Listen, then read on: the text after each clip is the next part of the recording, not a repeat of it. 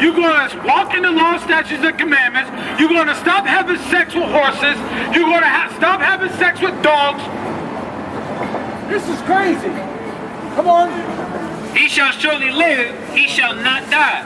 But you know what, Psalms 49:11. You so-called white people ain't going to do that. You so-called white people ain't going to do that at all. Y'all not going to give back this land. Y'all not going to give back this land. You know why y'all not going to give back this land? Because y'all love everything that y'all stole. Y'all have profited so much. But yet y'all go to school, get good grades, and work hard. Y'all don't even know a damn thing about working hard at all. Read on. Psalms 49, verse 11. Come on. Their inward thought is that their houses shall continue forever. The Bible said that you so-called white people, y'all think that United States of America is going to continue forever. So in your inward thoughts, oh, we got to save America. We're going to come up with a plan this to do this and a plan that to do that. Well, America cannot be saved. Goodbye, America. You so-called white people, now you see how we feel. Now you see your pension is in the toilet. Y'all having sex with horses. Y'all lose $2 million. Y'all jump out the doggone window, killing yourself. Welcome to our world, so-called white people. Welcome to how we live. Oppressed over 500 years. Now y'all ain't begin to feel the oppression that's coming to y'all. Come on. And their dwelling places to all generations. They call their lands after their own name. And that's what y'all doing, so-called white people. Ain't everybody's land with your U.S. Embassy. Why is it that y'all in everybody's land? Have you ever asked that, brother man? Why is United States of America in everybody's land? Why are they in there? Why are we in there? Brother man, what's your nationality? What's your nationality? Oh, you...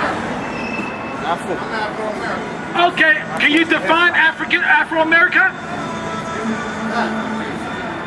Okay, come here, brother man. Let me dialogue with you.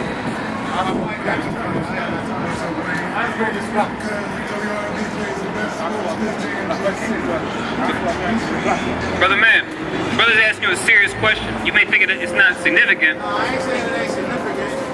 What are you saying? I got to catch a train. I got to it's priority right now. I got you. So you just take this flyer and be on your way. And as you fixing your bike, so as you're fixing your bike, hear this out. The reason why the brother asked that question is this. You got a man, a so-called Caucasian, known as a Roman named Leo Scipio Africanus. He conquered Hannibal in the Second Punic War. Right. They call the continent after his name, when it's really a continent of many countries. There's no such thing as an African, right? When you ask any person that comes from the continent of Africa, they'll never say they come from Africa. They'll say what country they come from. I come from Zimbabwe. I come from Sudan. I come from Mozambique. I come from Ghana. Wherever else, they'll go into their language, their family, what have you. But they won't say Africa. They only say that before the UN. Right. America is another name that we call ourselves. The brother said, Afro-American. America is not our name either. Comes from another so-called white man, Amerigo Vespucci, an Italian map maker.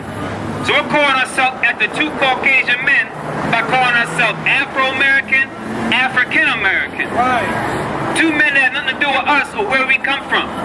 That's why we read earlier in Jeremiah 7:8, we trust in lying words that cannot profit. Lying words that cannot profit about where we come from, who we are, because why it's the norm. We've been hearing it for so long, we just go with it instead of checking it out. What I said, the info's right on there, brother. Our website, along with our phone numbers on the back too. Hope you catch that train, man. Because we gotta wake up to the truth according to the Bible. Who we are as a people. You so-called black man, you're not an Afro-American. You're not an African-American. Right. I used to think the same thing. Right. Before that, we were called Negroes. Before that, colored Negroes. Niggas, right? So many names, but none of them fit who we actually are. You understand? That's why when you read the Bible, it tells you what? That this will be a curse upon our people. Not knowing who we are, where we come from. For breaking the commandments. So-called blacks and Hispanics, real Jews. Deuteronomy 28:37. The fact that you're called a nigger, that you're called a spick, a wetback, a coon, a moon cricket. I can go down the list. Jungle bunny. All these derogatory terms that you've been called by society. Sister, it goes back. There's a prophecy that reveals why we're called these derogatory terms. It all goes back to you so-called blacks and Hispanics, so-called, because you're really the Hebrew Israelites in the Bible. That's your nationality, not your religion. Right. Your nationality, all because you people broke the commandments of God. I shouldn't say you people, I should say us. Right. Because we, us, broke the commandments, blacks and Hispanics. Read verse 37 from the top. Mr. Bean. No, okay. Read there from the top. Deuteronomy chapter 28, verse 37. And thou shalt become an astonishment. The curse said, my people shall become an astonishment. You hear that, man? I hear you, brother. Right? Was not Esau Jacob's brother? Esau's your forefather. You probably didn't know that. It said he shall become an astonishment. When you see the so-called black man on the corner, on the news, locked up, shooting a kid in a music video, you're going to see him and go, look at that guy. When you see the Hispanic man, whether he be so-called Mexican or Puerto Rican on the TV, in the news, in the prison, right, locked down, all types of children, no father look after them at the household, Right. you're going to be astonished. How do they survive? How do they live? Look at their family condition. You take a bus to go through our part of the town, just to point the finger and go, look at the niggas. Look at the spicks, look at them. How do they survive? How do they live like that? Right? Whether it's Philadelphia, New York City, Los Angeles, no matter where you go, everybody knows, oh, don't go to that part of the town. Right. Right. That's how we're an astonishment, man. The curse is on our people. You are astonishment. What? A proverb and a byword. A proverb and a byword. What's that mean? Like I was saying earlier, not only just names were given, but then derogatory terms. Right, she might be like she. As kids, we were taught eeny, meeny, miny, mo. Digo, mi hermana. Gracias. De nada. Halloween. What were we told? Today's Halloween. Okay. Halloween. So now, as kids, we were taught Don't know. eeny, meeny, miny, mo. Catch the piggy by his toe. If he howls, let him go. That's incorrect. The original expression was eeny, meeny, miny, mo. Catch a nigga by the toe. If he howls, let him go. Eeny, meeny, miny, mo. That's a byword and a proverb. We got many more that go along with it. Like, give a nigga a basketball, he'll be happy. Or, blacks love watermelon. Why are we giving a label these derogatory terms? Barack Obama, when he became elected president of the United States 4 years ago, he's not even our people, he just looks like us.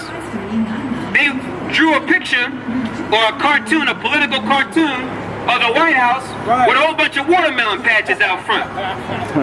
Now he's a heathen experiencing the curse of the tribe of Judah, so-called black man America. That's the power of Bible prophecy. If you can read with understanding.